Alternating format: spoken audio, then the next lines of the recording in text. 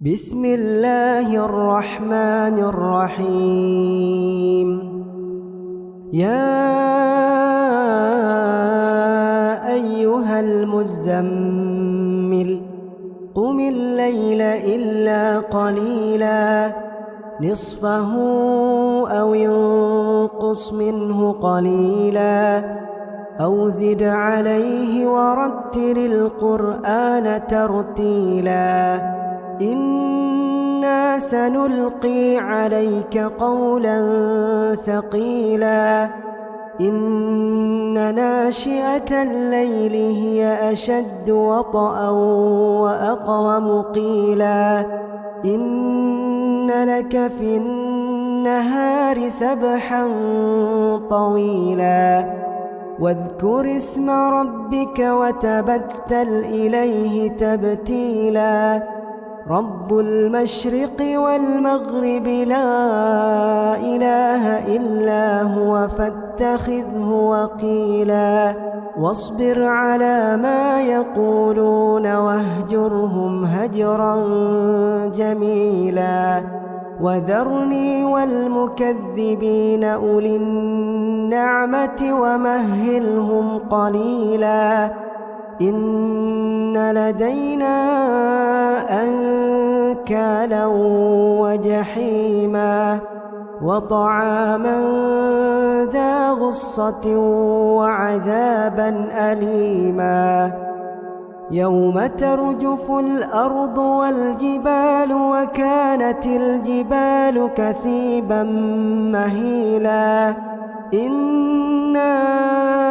أرسلنا إليكم رسولا شاهدا عليكم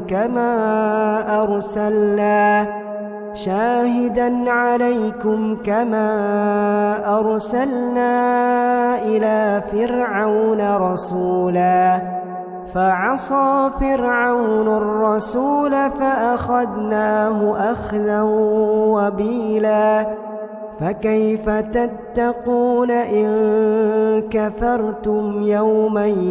يجعل الولدان شيبا السماء منفطر به كان وعده مفعولا إن هذه تذكرة فمن شاء اتخذ إلى ربه سبيلا إن ربك يعلم أنك تقوم أدنى من ثلثي الليل ونصفه وثلثه وطائفة من الذين معك والله يقدر الليل والنهار علم أن لن تحصوه فتاب عليكم فاقرؤوا ما تيسر من القرآن